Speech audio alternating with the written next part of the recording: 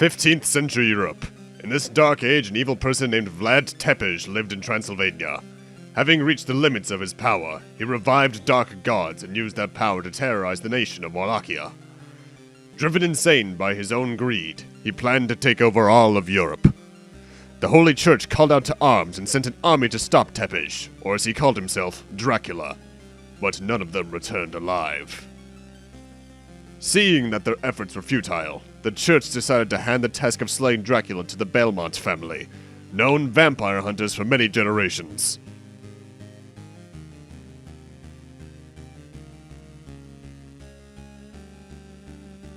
But they were feared because of their power. They vanished and have not been heard of since. The Pope never gave up, and at last found one young man, Trevor Belmont.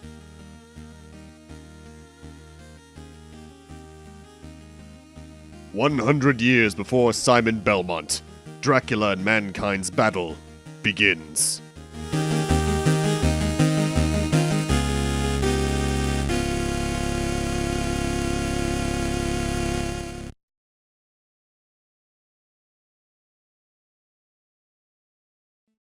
Hello everyone and welcome to Let's Play Castlevania, Legend of the Demon Castle Akamajo Densetsu, which is the Japanese version of Castlevania 3. Or should I say, let's replay, because this is a redo that's a long time coming. For those who haven't seen my original LP of Castlevania 3, it was live, there was save states, it was bad, and it was purely in Japanese too. So now, I'm playing the fan translation, because yeah. Also, I'm using Help Me even though it doesn't do anything, and the American version now would give you 10 extra lives.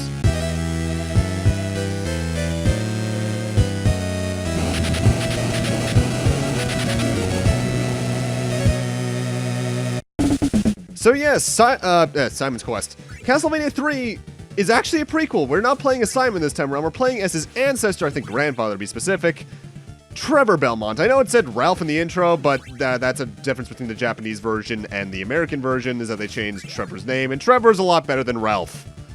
Starting off, nothing much is different aside from more kick-ass music. In fact, that's actually the main reason I'm playing the fan translation of the Japanese version. Aside from more accurate dialogue, the soundtrack is different. It's the same melodies, but the Japanese version, rather the Famicom, had an extra chip known as the VRC-6, I think, which added 2 square waves and a sawtooth wave, I think it was, to the OST. And that just made for such better listening. Oh my god, it's ridiculous. I legitimately think you should all look up the differences between the soundtrack, because it is very noticeable. Starting off, though, at least as Trevor, gameplay is not too different. Just get used to seeing a lot more stairs, because they are much more prominent in this game. The levels are not more vertically structured, but there's just more stairs in them. Though I suppose there are more vertically structured levels to begin with anyway, now I'm thinking about the maps.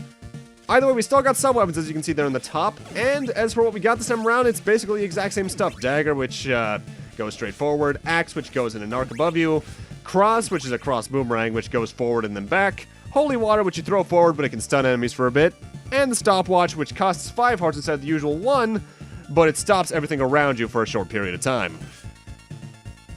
Trevor still has the Belmont strut, meaning that your jumping controls are incredibly stiff, though, so get used to that. And the whip still has the usual delay. And as usual, when you first start the game and after everybody's death, you need to find upgrade, they look like menorahs for some reason, in some of the candles, because candles are there for your replenishing hearts, sub-weapons, every now and then a double or triple shot, even though I only get one of those in this game. They're all there.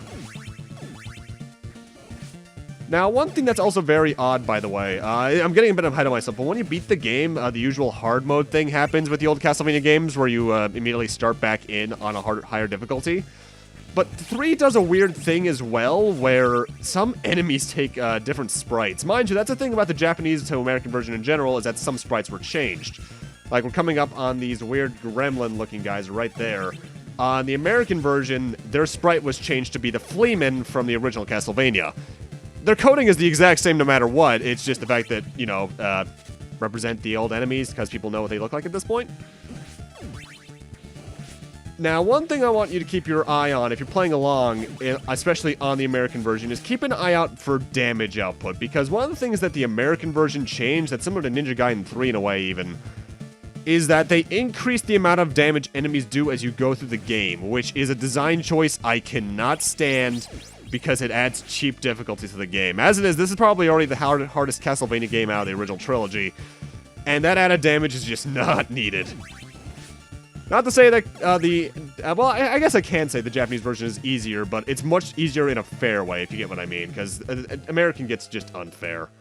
Either way, first boss is this skeleton guy who likes to jump all over these pillars after you. Not too hard. His range is very limited in the fact that he can only damage you with his sword, which it does have a deceptively long range as it is, as you can see there. But overall, not a very hard boss. Also, Castlevania 3, since I just died, does have checkpoints after every door, except for, I believe, when you get a game over. However, this game takes the Castlevania 1 method of game overs, where you have limited lives, but infinite continues. So basically, you can just get stuck on a stage and not a checkpoint, you know? Which is probably, at least out of a live and checkpoint system, my personal favorite, because I hate being booted back to the title screen after a while. It really sucks. Either way, this guy is, especially if you have the dagger sub-weapon, is no real issue because you can hit him from such a farther distance.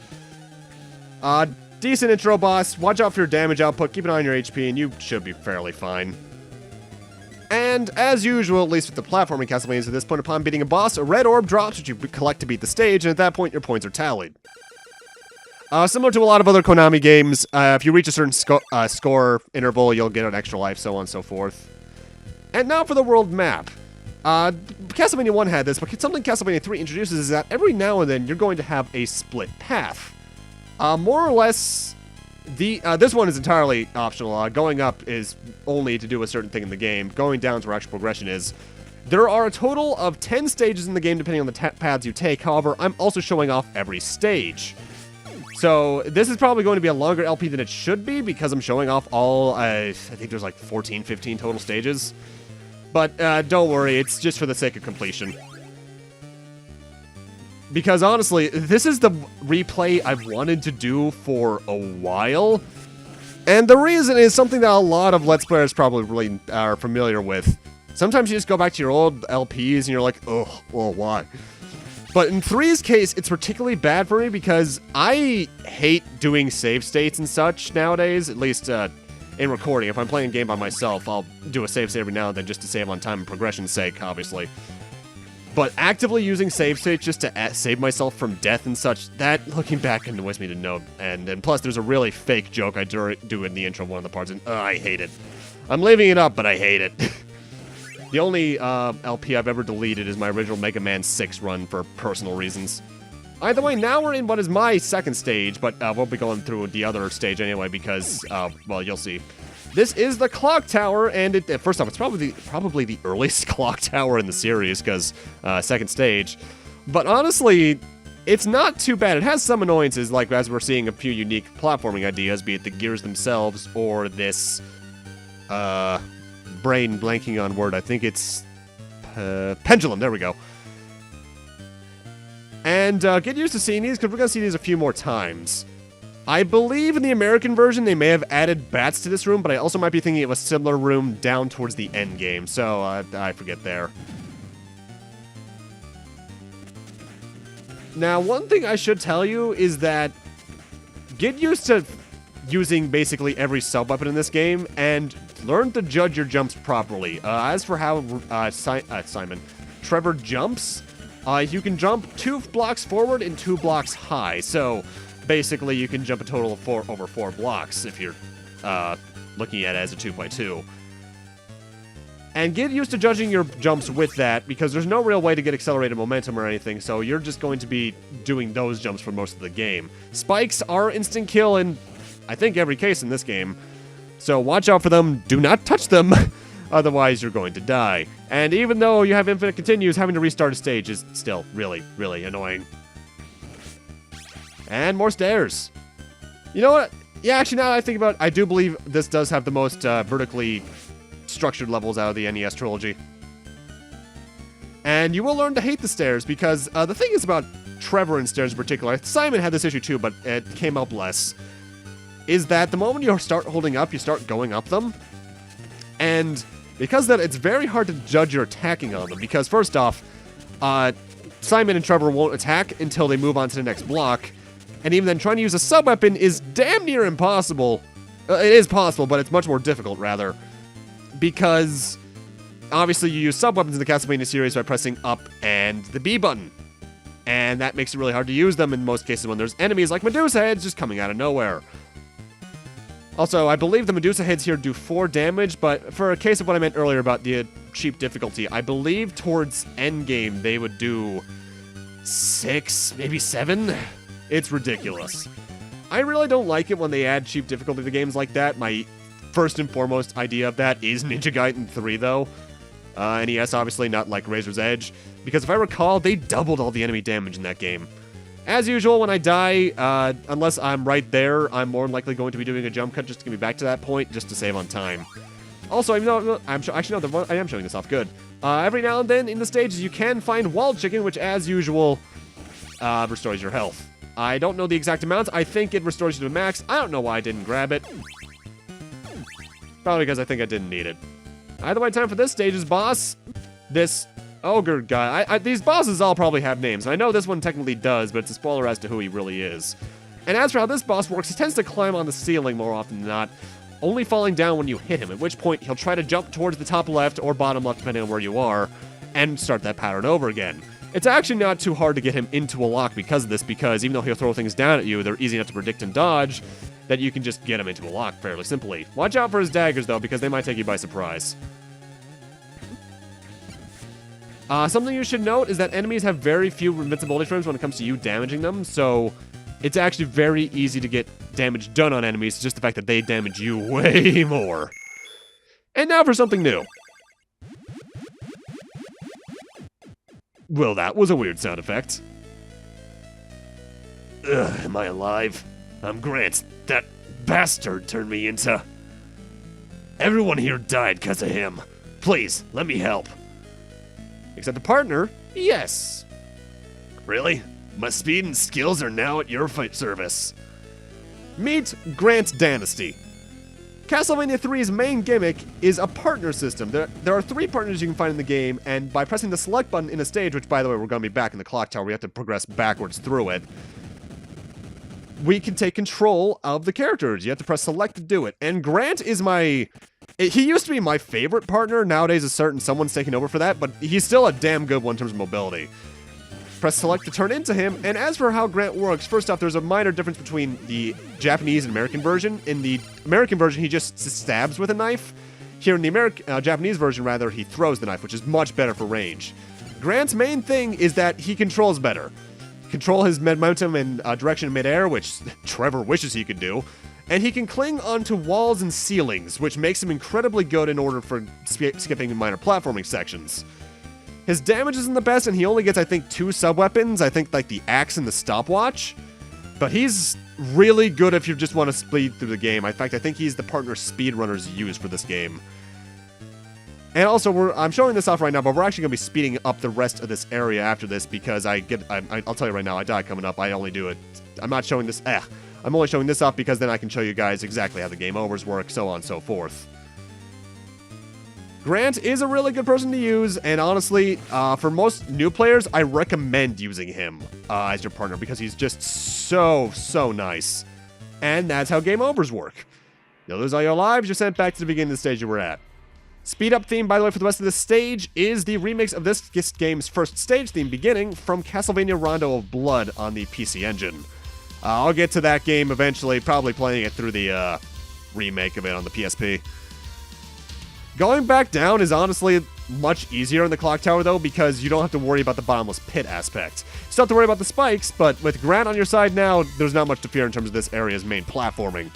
The gears can get a bit annoying, though. I think Grant walks slower than Trevor, but overall, nothing too much to mind. Also, Grant's name, I said his last name earlier, is Dynasty. It's spelled like nasty. But his name is, I believe, actually a historical reference to the historical house Danashti, which is one of the people that led a rebellion against the real Vladimir Tepes. Which, you know, that's cool. Something I actually find interesting about Castlevania 3, though, and I like it when games do this, not every stage ends with a boss fight. There's basically a boss fight in every stage, don't get me wrong, but they're not always necessarily at the end. Sometimes there's going to be one towards the end, but we actually have a bit of stage afterwards. Either way, now we're going to be what's towards the lower path, What was the lower path earlier, rather. And I believe this is called the Mad Forest, and I used to hate these owls, but nowadays they're not so bad. The only real drawback to Grant, by the way, is that he doesn't have much damage potential. The way I used to play this game when I only used him as my partner, I used him for the stages, but Trevor for the boss fights, which is actually a pretty good way to go about the game. And a good thing about him as well is that you don't have to get upgrades in order to make his attack more powerful because he's already at his max strength. Also, I should mention, the way I'm going to be handling the split pathways in this game, because I am doing every stage, is that, like in this stage's case, rather, I believe, because there's another, what's it called? Split branch at the end of this stage, is that I'm going to be showing them in order.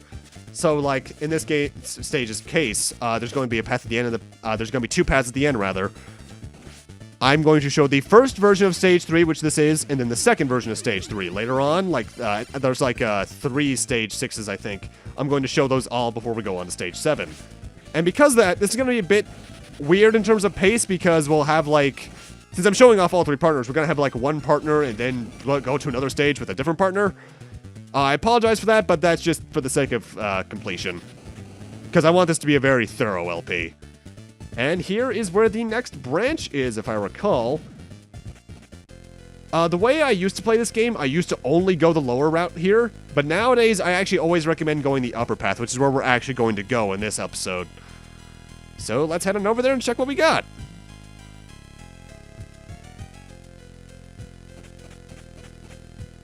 Thankfully, some of the split paths lead to either a longer area or a shorter area. Because sometimes they're just, like, a second part of the stage you're already in. Like, I think this is called Mad Forest Part 2 in particular. Whereas I think the lower route is, like, Murky Marsh or something. I'm not sure if all these areas have names. I recall reading some names based off, like, their song names at some point. I forget, honestly. Also, how about that really cool effect in the background? Castlevania 3, they actually tried to make a lot of cool graphical effects in it, and I can appreciate that.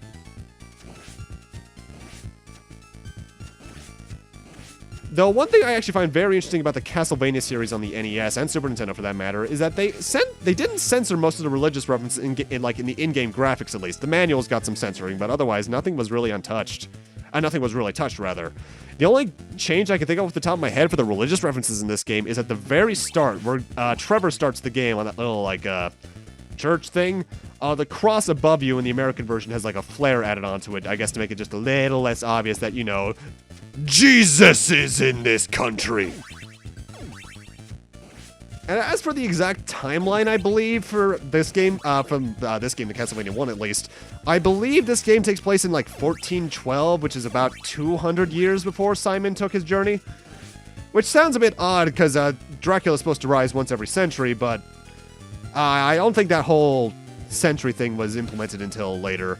Mind you, I think, now I think about it, they did say about 100 years in the intro sequence. I think it was one of the Game Boy Advance games that made it so that he rose again in between games.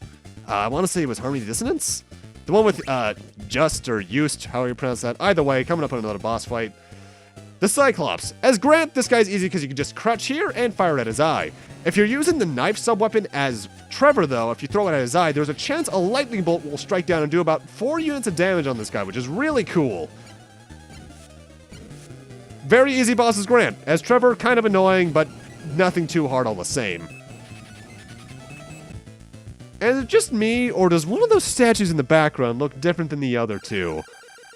Well, let's just say there's a reason for that. Ain't that right, Junkrat?